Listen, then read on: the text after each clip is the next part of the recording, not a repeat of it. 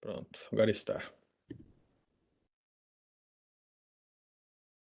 Muito bem.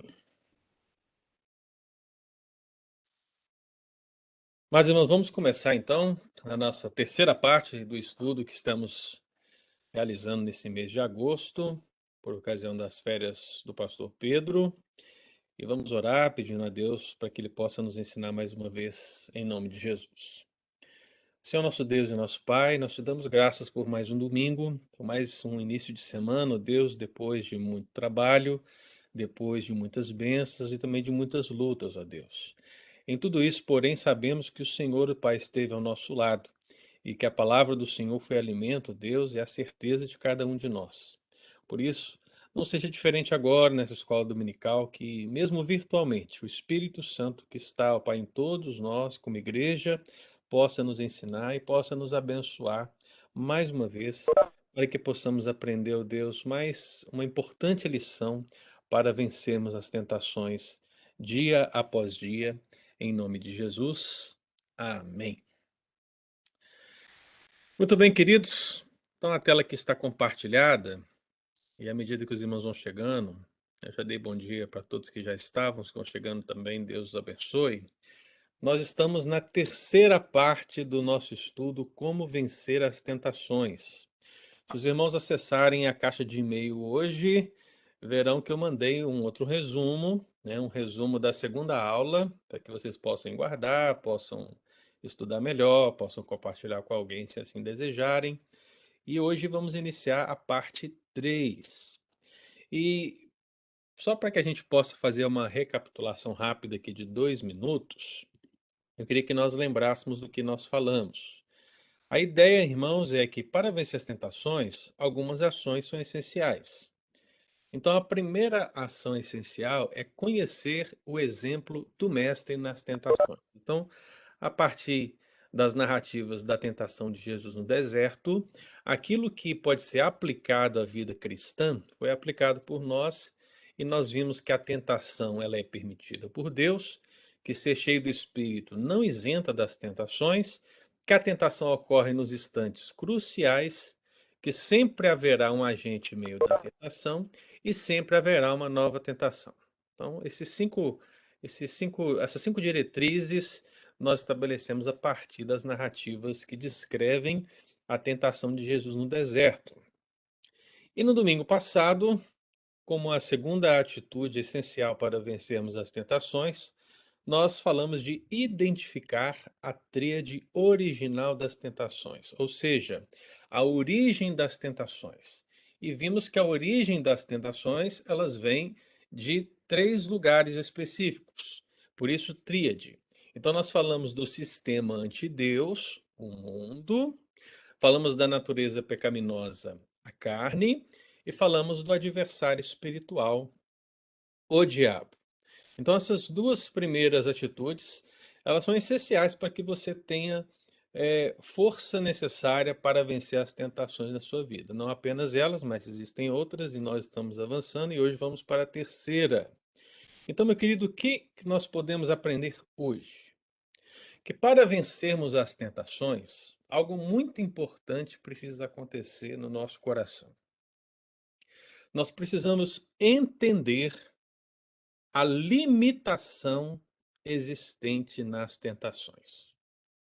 Preste bastante atenção nisso, meu querido. Entenda a limitação existente nas tentações. E o texto base que nós vamos aqui analisar está em 1 Coríntios, capítulo 10. Nós vamos ler aqui o versículo 13 e ver o que o Senhor quer nos ensinar através dessa importante decisão. Entender a limitação existente nas tentações. Então, 1 Coríntios 10, versículo 13, diz assim, irmãos: Não sobreveio tentação que não fosse humana, mas Deus é fiel e não permitirá que sejais tentados além das vossas forças. Pelo contrário, juntamente com a tentação, vos proverá livramento, de sorte que a possais suportar. Então, mais uma vez, Não vos sobreveio tentação que não fosse humana, mas Deus é fiel e não permitirá que sejais tentados além das vossas forças. Pelo contrário, juntamente com a tentação, vos proverá livramento. Se você já conhecia esse texto, e se você observou atentamente a leitura desse texto, você de pronto vai perceber que de fato o texto apresenta algum tipo de limite nas tentações. E é isso que nós precisamos entender a partir desse texto da Escritura. Eu me lembro, meus irmãos, de um puritano, talvez um dos maiores puritanos conhecidos, chamado Joe Owen. E Joe Owen, certa vez falando da tentação, ele disse justamente aquilo que temos falado aqui, que é verdade, que Deus a ninguém tenta, porque a tentação formalmente leva ao pecado. Mas é fato que Deus tem o controle sobre as tentações. Como assim, pastor? Deus tem o controle das tentações. Justamente pelo fato de que há uma limitação nas tentações. Você jamais permitirá, tá? Você jamais passará por todas as tentações possíveis da existência humana. Não, você não passará, né? Há um limite estabelecido por Deus em tudo aquilo que você possa passar enquanto teste, enquanto prova. Então, meu querido, isso não é algo que está desenfreado. E muitas vezes me ocorre a ideia de que a igreja pensa que as tentações elas estão fora do controle de Deus. Deus a ninguém tenta, mas Deus não permitirá que tentações sejam postas diante da sua vida que façam que você vá além daquilo que ele determinou, vá além daquilo que ele indicou, vá além daquilo que ele planejou para a sua vida. Deus, meu querido, ele permite a tentação, mas existe uma limitação. E para que a gente possa entender essa limitação, a gente tem que entender justamente o contexto dessa palavra que o apóstolo Paulo dá para a igreja de Corinto. Porque, meu irmão, eu sei que você talvez saiba que a igreja de Corinto era uma igreja abastada. Era uma igreja que tinha todos os dons, era uma igreja rica, estava numa cidade maravilhosa, era uma igreja onde os crentes estavam criando no seu coração um tipo de autoconfiança em relação à liberdade cristã no meio de um contexto extremamente pagão, extremamente idólatra, e por causa do seu conhecimento dessa liberdade cristã, começaram a ter posições erradas diante das tentações que estavam sendo postas diante dele. Tentações essas que envolviam a idolatria, tentações essas que envolviam a murmuração, tentações essas que envolviam questões semelhantes ao que o povo de Israel passou no tempo da era mosaica, principalmente no discurso do deserto até o Mar Vermelho. É por isso que se você começa a ler 1 Coríntios 10, você vai perceber que o apóstolo Paulo, ele pinça do Antigo Testamento essa realidade. Ele pinça esse contexto de Moisés, do povo de Israel no deserto, para mostrar que o povo que estava ali, o povo de Deus que estava no deserto passando pelo Mar Vermelho, ele estava caindo em tentações, mesmo vendo sinais maravilhosos da parte de Deus, mesmo tendo experiências maravilhosas na parte de Deus. Então o apóstolo Paulo ele vai pensar essa realidade e vai fazer um paralelo entre a idolatria daquele tempo e a idolatria desse tempo. A idolatria no Mar Vermelho, no contexto do Mar Vermelho, e a idolatria no contexto de Corinto. A imoralidade no contexto do deserto e a imoralidade no contexto de Corinto. Ele vai fazer a ponte entre o tentar a Deus no deserto e o tentar a Deus em Corinto. A murmuração no deserto e a murmuração em Corinto. E quando ele começa a fazer essa ponte, meu querido, é claro que o apóstolo Paulo ele está querendo dizer é que o que aconteceu no deserto deveria servir de testemunho, deveria ser recebido como alerta pelos cristãos de Corinto que estavam avançando essa linha tênue que a tentação produz e assim gerando o pecado. E qual que era o problema de Corinto especificamente? O problema de Corinto era a questão idólatra, principalmente, que levava aos cultos com imoralidade sexual, a participação dos banquetes a demônios, e isso tudo com a consciência limpa. Então haviam muitos cristãos, veja só, né? Haviam muitos cristãos em Corinto que estavam incorrendo, né, no pecado, ou seja, se deixaram levar pela tentação de participar desses banquetes idolátricos, de participar dessa prostituição, tanto física quanto espiritual, e achando que tudo estava bem por causa da liberdade cristã. Então o apóstolo Paulo fala: não, isso está errado. Então você lê aqui o 1 Coríntios capítulo 10, versículos 5 e 6, e você vê que Paulo diz assim: Deus não se agradou da maioria deles, razão porque ficaram prostrados no deserto. E ele diz: ora, essas coisas se tornaram exemplos para nós, a fim de que não cobicemos as coisas más, como eles cobiçaram. Percebe, meu irmão? O apóstolo Paulo está fazendo a ponte para demonstrar que a tentação não está, a maneira de reagir à tentação não está sendo aprendida pelos coríntios, mas nessa autoconfiança que eles estavam criando por causa da liberdade, estavam cedendo. Então, o versículo 9 e o versículo 10 e 11 do capítulo 10, ele diz assim: não ponhamos o Senhor à prova. É aquele tentar a Deus, na verdade, porque estão usando a liberdade como libertinagem. Então, não ponhamos o Senhor à prova, como alguns deles já fizeram e pereceram pelas mordeduras das serpentes. Veja que agora o apóstolo Paulo está pensando aquele evento lá de Números, quando as serpentes abrasadoras aparecem, né? É o tentar o Senhor teu Deus. E aí vem o versículo 10. Nem murmureis como alguns deles murmuraram e foram destruídos pelo exterminador. E aí, murmuração, Israel e deserto, você já está cansado de ouvir, não é verdade? E aí vem o versículo 11 que diz: estas coisas lhes sobrevieram como exemplos e foram escritas para advertência nossa, de nós outros, sobre quem os fins dos séculos têm chegado. Então, meu amado, veja que interessante. O que estamos fazendo agora, fizemos nos 2 últimos domingos e estamos fazendo agora. Nós estamos levantando o que a Bíblia ensina acerca das posturas necessárias para que possamos vencer as tentações.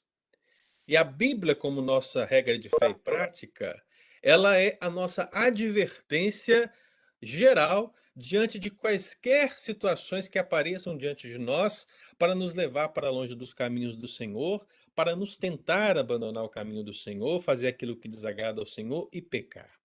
Então, nós, no momento que estudamos a Escritura e aprendemos com o exemplo do Mestre nas tentações, identificamos a tríade original das tentações e agora entendemos a limitação existente nas tentações, nós estamos fazendo aquilo que o apóstolo Paulo estava requerendo da igreja de Corinto, que era entender que tudo que aconteceu nesses contextos servem como exemplo para nós e para a nossa advertência. Então, o que aconteceu para os judeus e o que aconteceu para o Corinto é o que acontece para nós hoje. E Deus está literalmente dizendo para nós, como diz o versículo 13: não vos sobreveio tentação que não fosse humana. Então, mesmo o povo de Israel, mesmo o povo de Corinto e mesmo a igreja de hoje precisam entender que existe um limite, uma limitação decisiva nas tentações. E se nós caímos e geramos o pecado, a culpa não é de Deus, a culpa é nossa.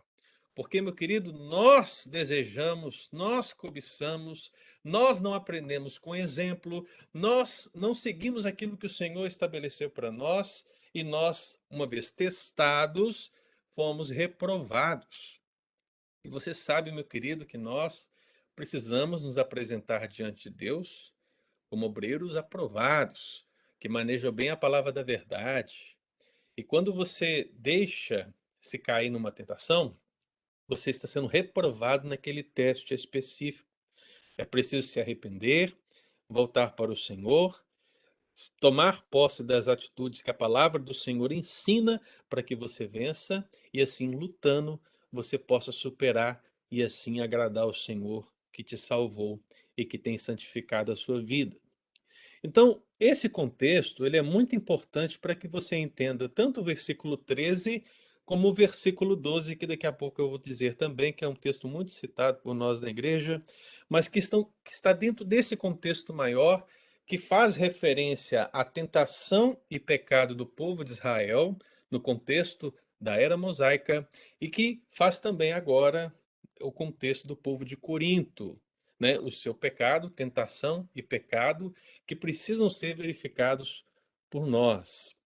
Então, meu amado, para que a gente possa avançar nesse sentido, a igreja de Corinto, ela estava sofrendo o problema da idolatria e das suas concomitantes. Então, estamos falando de fornicação, estamos falando de prostituição, estamos falando de devassidão na sociedade, e os cristãos estavam em meio a tudo isso.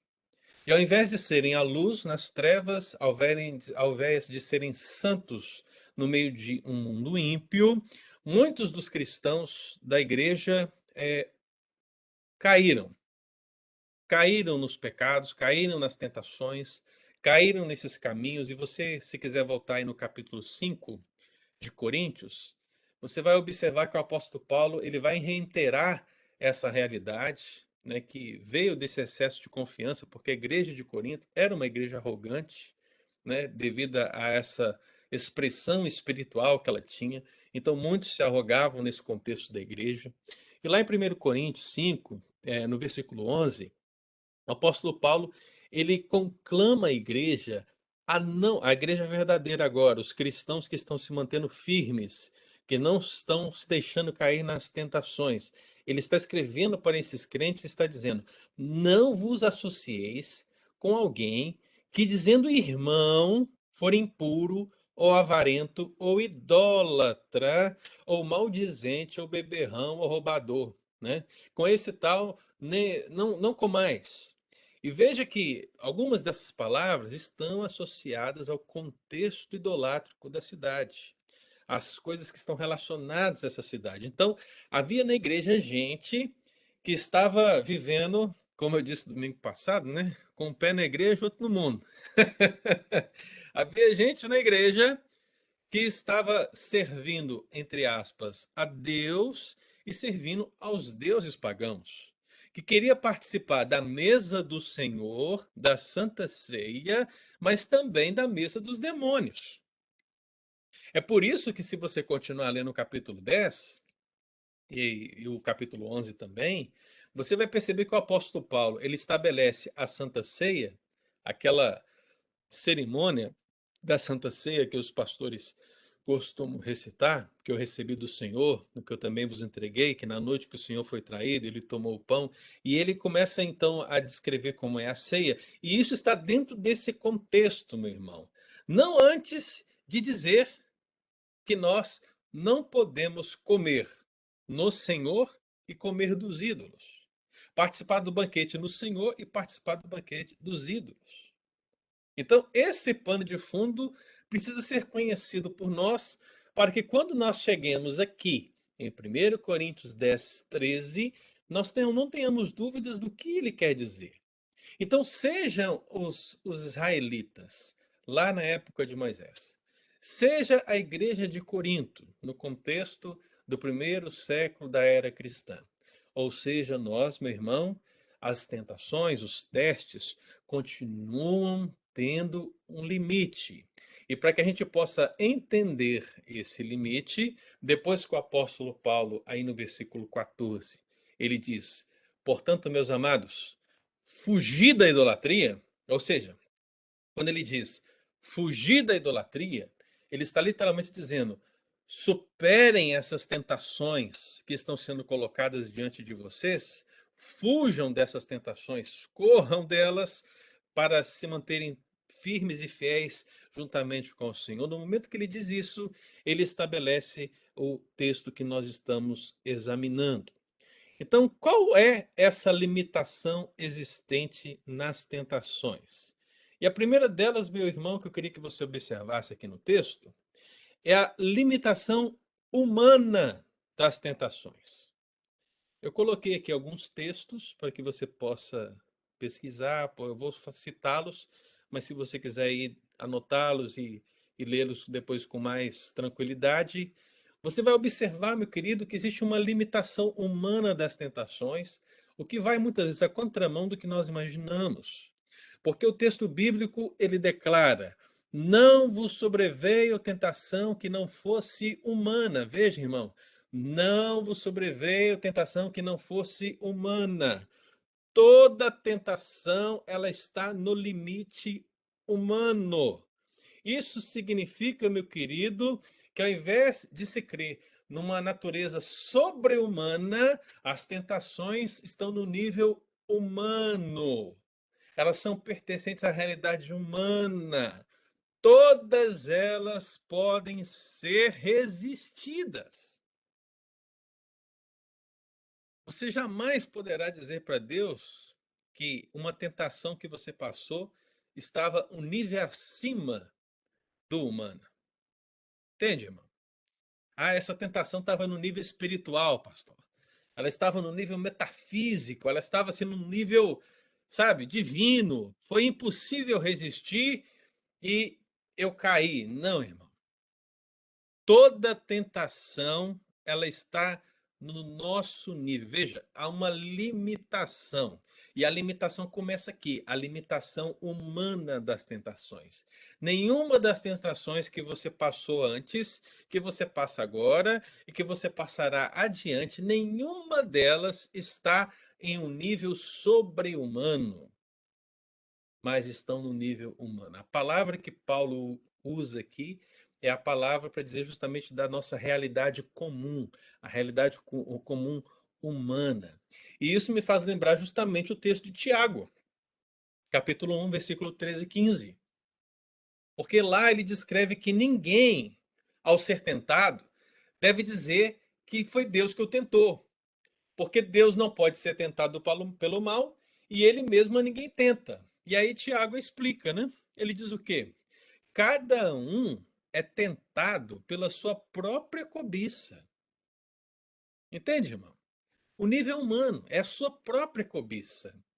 Quando esta o atrai, quando a esta o seduz. Então, a cobiça, depois de haver concebida, ela dá à luz ao pecado, e o pecado, uma vez consumado, gera a morte. Mas veja, Tiago ele estabelece o limite das tentações, e o limite das tentações é humano. Você, meu irmão, precisa entender que naquilo que você é tentado na sua linha horizontal, na sua realidade comum. Tudo que você passa está numa limitação humana. Ela não é mais forte que você. Ela não é diferente de você. Ela está numa realidade humana. E é claro, meu irmão, aí vem o versículo 12 que eu mencionei, que a gente costuma e gosta de citar, né? 1 Coríntios 1,12. Aquele, pois, que pensa estar de pé, veja que não caia. Depois de eu ter falado todo esse contexto, aí você tem que inserir esse texto no contexto, né? O que o apóstolo Paulo está falando? Ele está falando justamente da tentação, né? A tentação do povo judeu, a tentação de Corinto e a nossa tentação. Vamos colocar essas três realidades aqui. Esse pensar estar de pé é essa autossuficiência, essa arrogância que havia no coração de alguns cristãos da igreja de Corinto, que podiam talvez pensar, eu sou mais forte que a tentação, que talvez podiam pensar, a minha liberdade em Cristo, né, faz com que qualquer coisa que eu faça no meu corpo, né, não vá atrapalhar na minha vida espiritual, né. O contexto gnóstico poderia ser uma realidade também. Veja que desculpas, meu irmão, podem surgir aos muitos, mas o apóstolo Paulo, aquele que pensa que está de pé, veja que não caia, porque a queda, meu irmão, aí vamos agora falar de sabedoria, né? E falar de sabedoria significa citar provérbios. O que diz Provérbios 16:18? A soberba precede a ruína, e a altivez do espírito, a queda. Qualquer um de nós, por mais espiritual que seja, no momento que se considerar alguém mais iluminado, alguém mais abençoado, alguém mais instruído, alguém superior, ou seja, a tentação da soberba, a tentação do orgulho está diante dele, e a atitude que ele vai tomar vai revelar se ele é como aqueles que não aprenderam com o exemplo do passado, ou se é aquele que aprende com o exemplo do presente. Ele entende, ele sabe o modelo do mestre nas tentações, ele identifica a tríade original das tentações e ele entende a limitação que existe nas tentações. E ela começa aqui, a limitação humana. Ele está aprendendo. E ele, ao ser tentado, ele vence. Ele ignora, ele clama misericórdia. Ele diz ao Senhor: não nos deixes cair em tentação, mas livra-nos do mal. E ele supera essa tentação. Todos nós podemos passar por essa tentação, irmãos, de acharmos que somos como diz, né, a última bolacha do pacote, né? Todos nós podemos passar por ela. No momento ou outro da vida, em diferentes áreas, nós podemos passar. É importante que nós entendamos que aquele que pensa que está de pé, veja que não caia. Sejamos humildes espiritualmente falando. Porque, meu querido irmão, o único que passou por tentações e não pecou que eu conheça se chama Jesus, né? É o único. Acho que os demais todos estão, é tudo farinha do mesmo saco. Você concorda? Então nós precisamos aprender, nós precisamos saber como reagir para que nós caímos muito menos nas tentações postas diante de nós e assim naturalmente pequemos muito menos. Então, em primeiro lugar, o que nós temos falado aqui é: precisamos entender a limitação existente nas tentações. E a primeira limitação que o texto coloca é a limitação humana das tentações.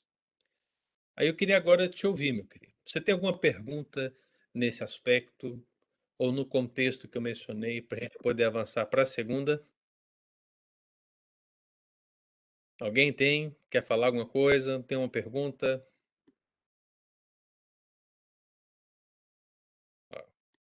Ou estou entendendo tudo ou não estou entendendo nada, né? Ai, é sim, sim ou não, né, irmão? Eu vou pela fé que tá sim, sim. Então vamos avançar. Então, essa é a primeira Eu limitação. vou perguntar, tentação, então, só ver se eu entendi.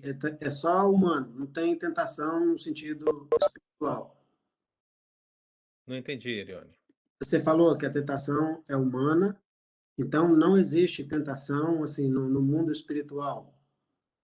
Veja, não estou dizendo que não existe no mundo espiritual, porque como eu falei na última aula, uma das Ah, origens eu da perdi, tentação, perdão. não, uma das tentações vem de onde? Do diabo. Sei. Ou seja, nesse sentido, essa tentação, ela é de um ser com a metafísica diferente, né? Esse ser é espiritual.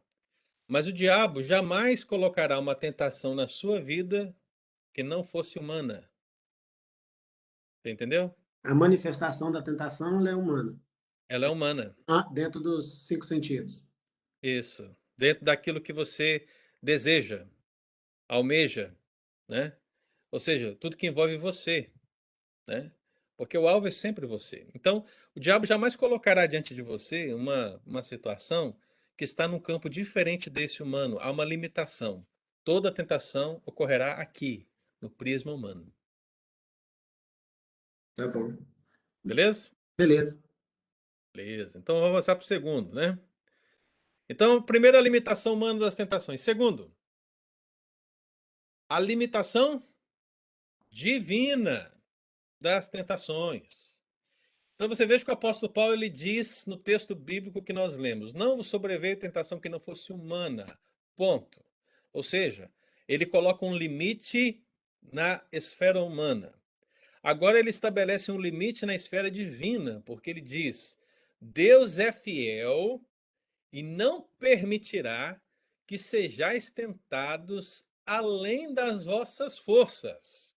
Deus é fiel e não permitirá que sejais tentados além das vossas forças. É claro, irmão, que agora ele está dizendo: olha, existe um limite na condição de todas as tentações que são estabelecidas, porque elas estão no nível humano, e agora também existe um limite divino, no sentido de que Deus, o Senhor, ele não permitirá que sejamos tentados além das nossas forças.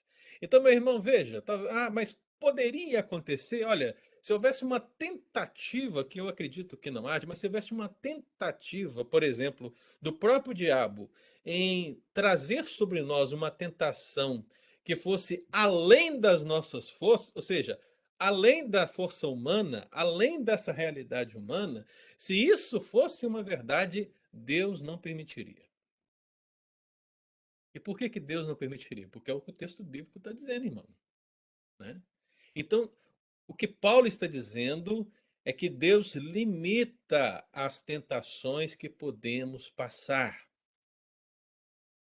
Veja, irmão, é muito comum, é muito comum os pastores, presbíteros, diáconos, irmãos da igreja, ao conversar com alguém que caiu em uma determinada tentação e gerou um pecado.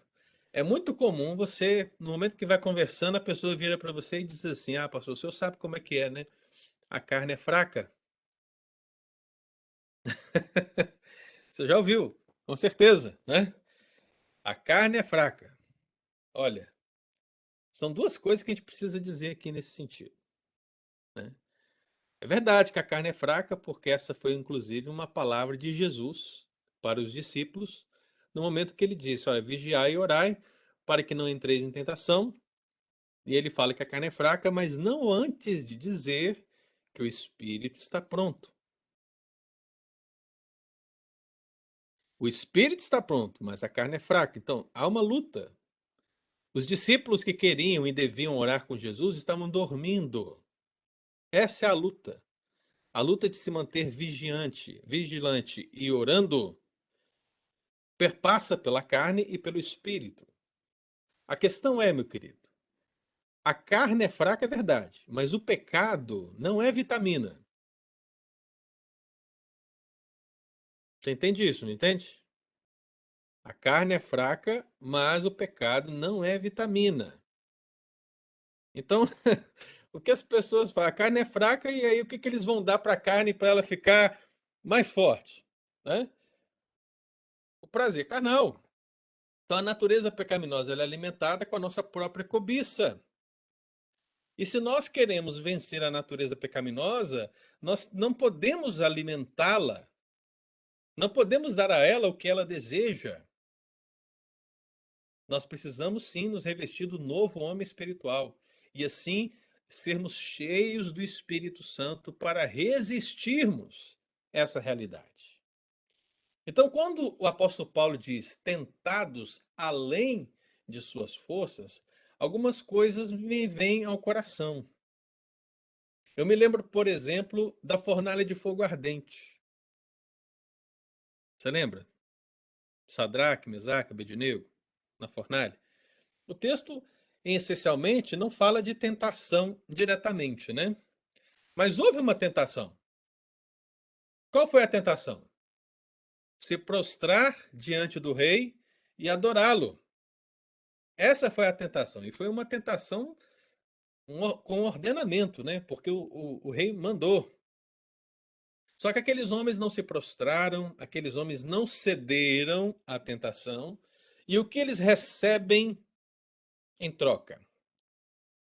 A punição pela morte, né?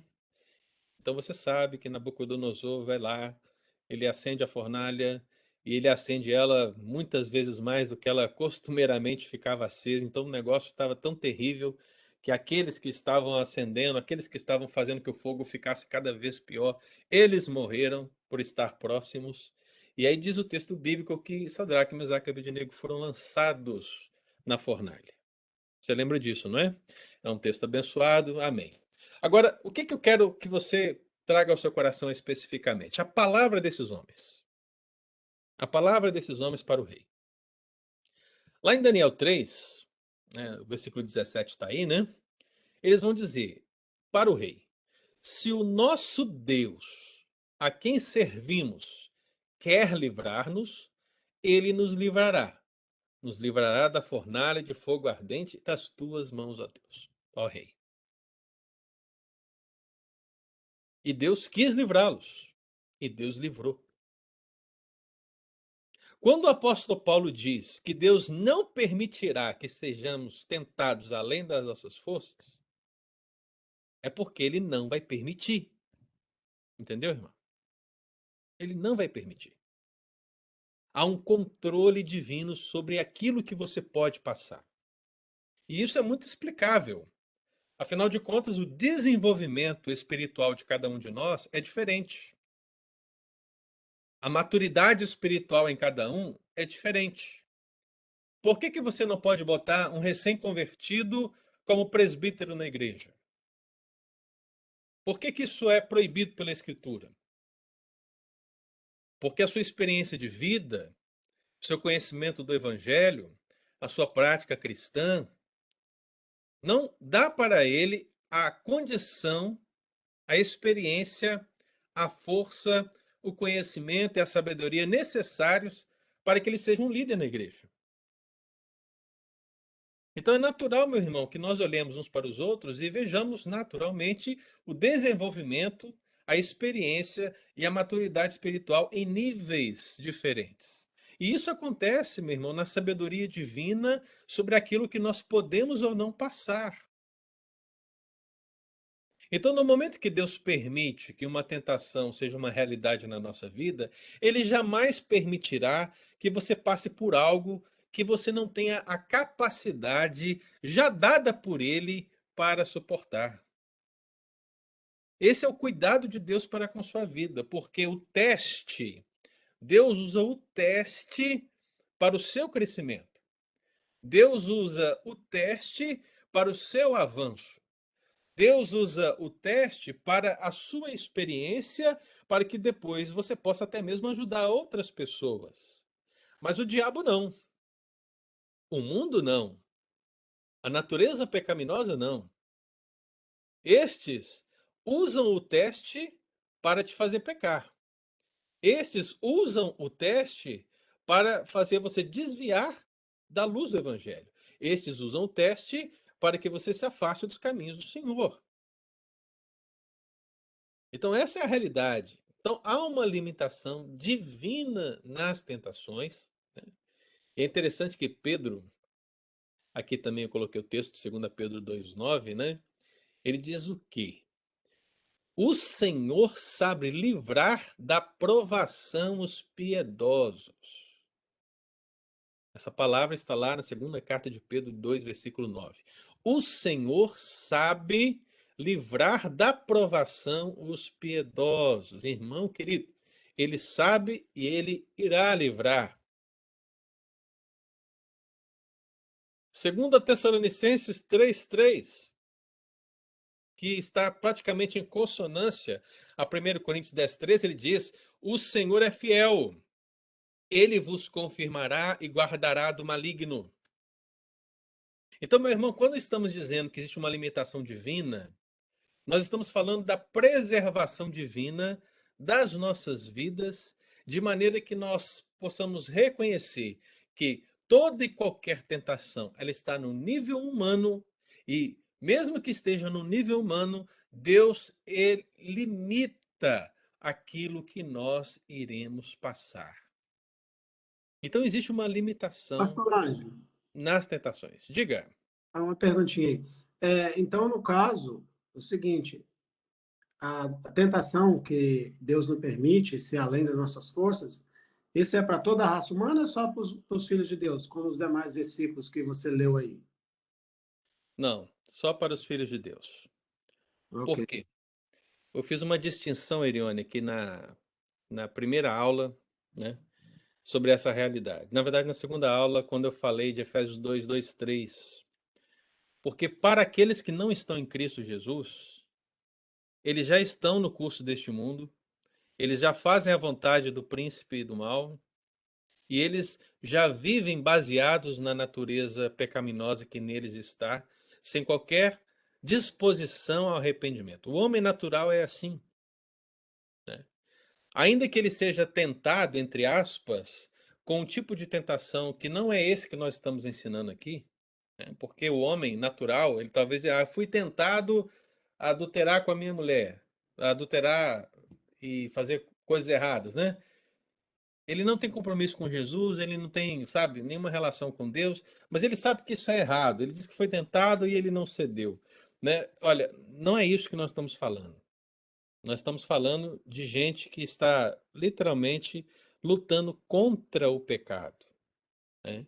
Que sabe que é errado, porque é pecado e que precisa realmente depender de Deus para vencer o pecado. E o homem natural, ainda que ele tenha resquícios dessa imagem de Deus na vida dele, porque ele sabe o que é certo, ele sabe o que é errado, a grande verdade é que ele está totalmente imergido nessa realidade e ele jamais sairá dela sem Cristo Jesus.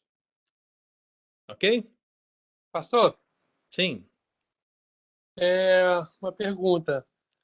Em relação à tentação que Jesus sofreu no deserto após ficar 40 dias sem comer, o diabo foi incisivo. Assim, em primeiro, ele tentou Jesus no pão, necessidades básicas nossas, diárias, Uhum. como ser humano, né?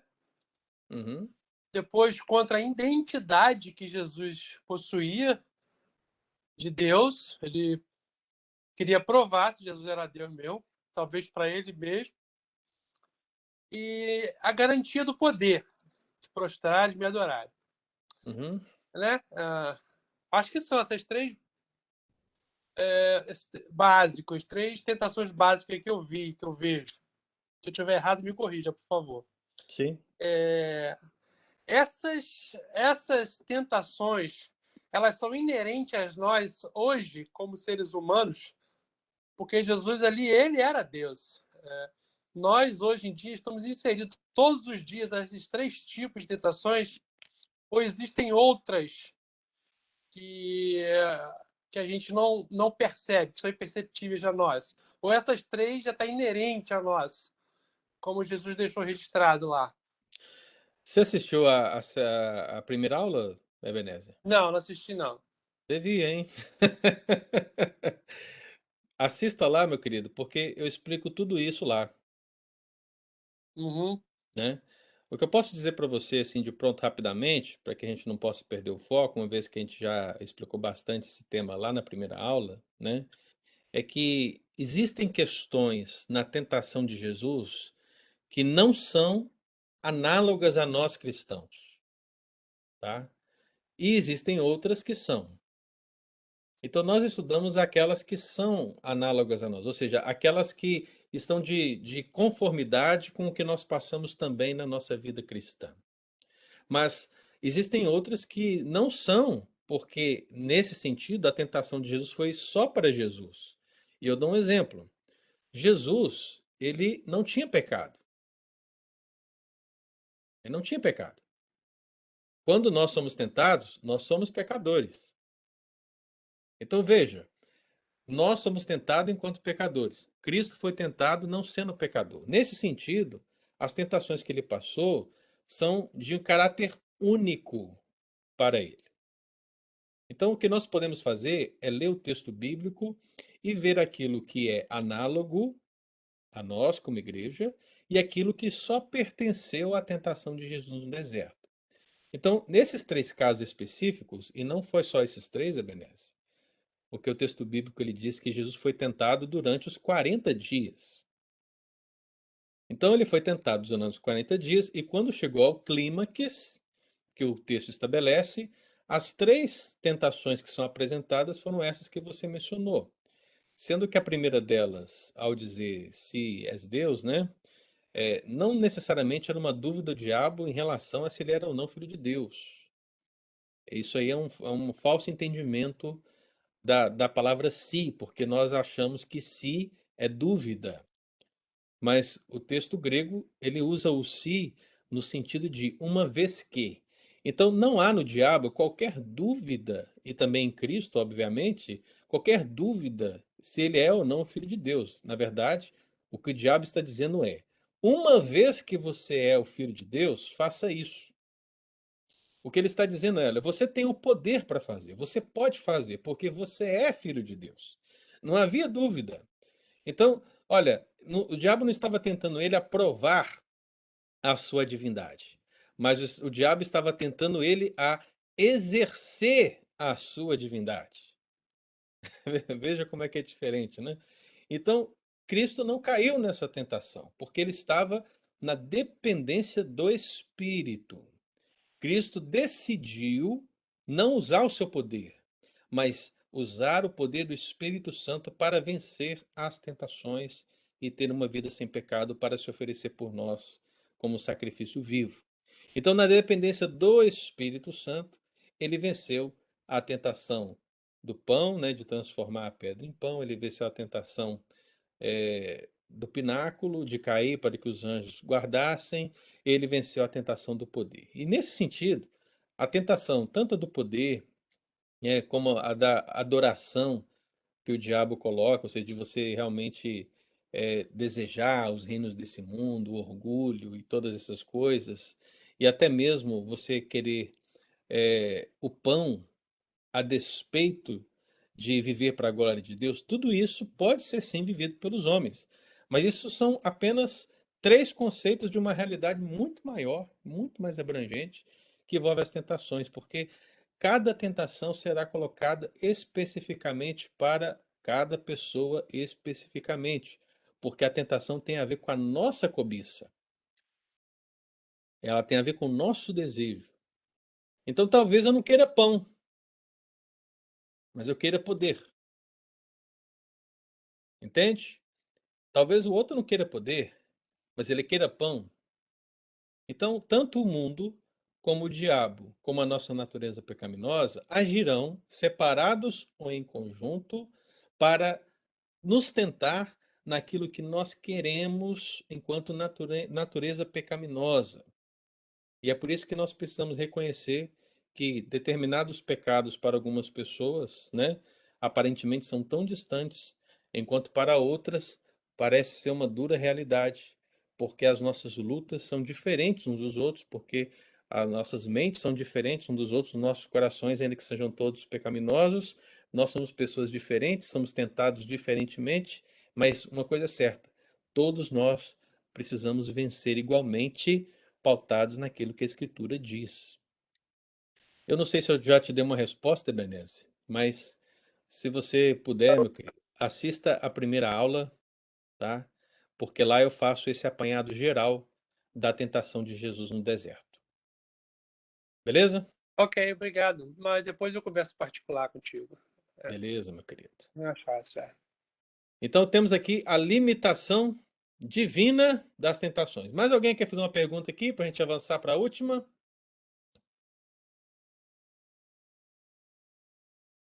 Olha aí, tá todo mundo em silêncio.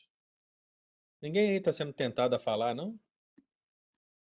Vocês estão seguindo o princípio bíblico, né? Todo homem, pois, esteja pronto para ouvir, né?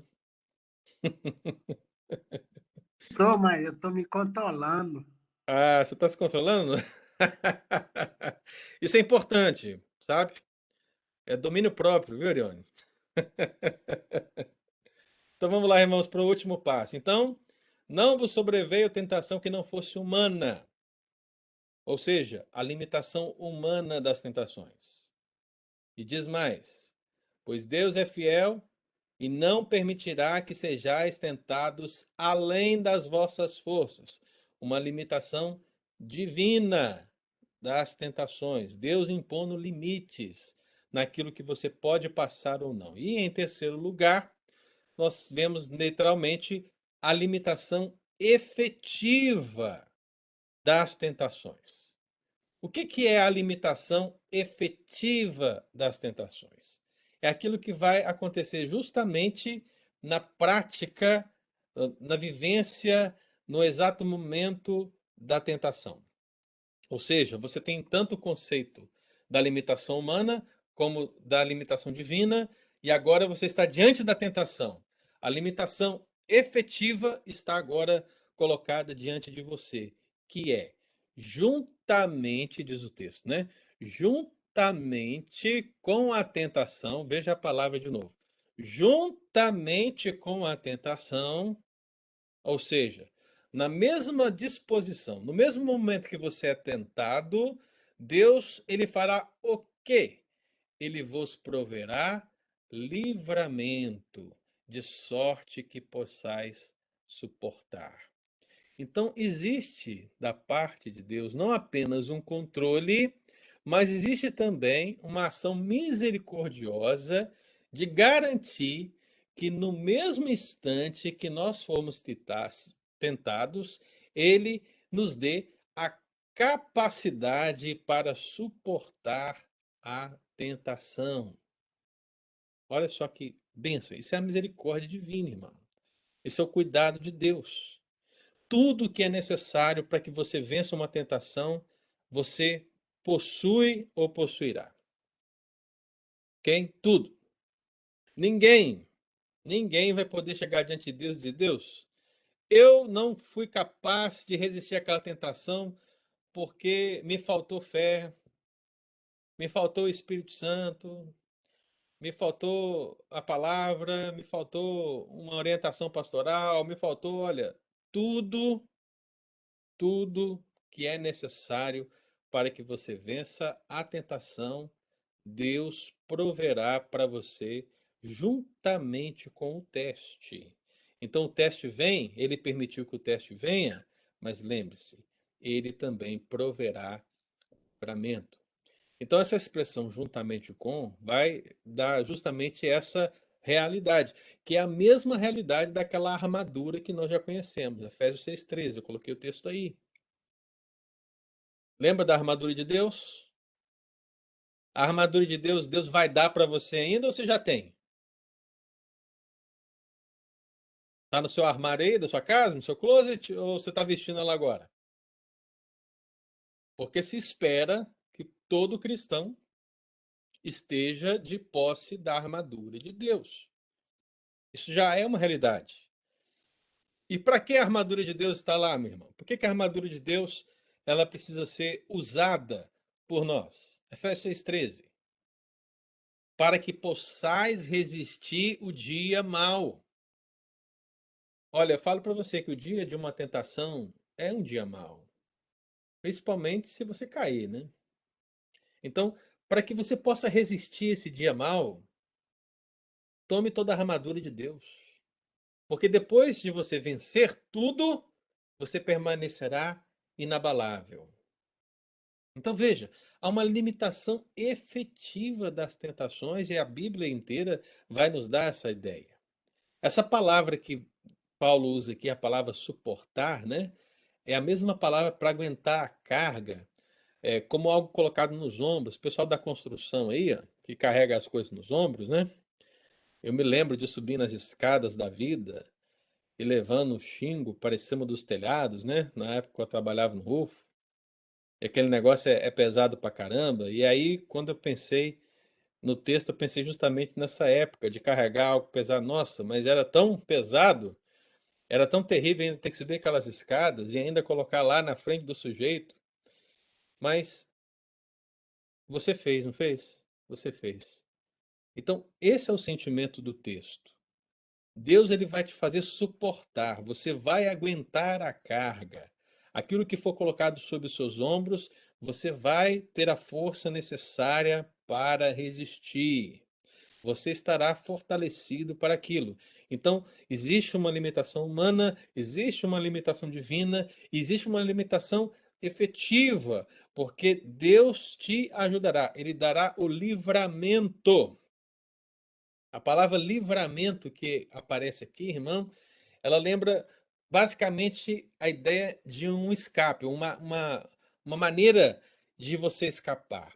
É como se você estivesse na beira do precipício e um exército chegasse diante de você e você tivesse de um lado o precipício, do outro lado o exército.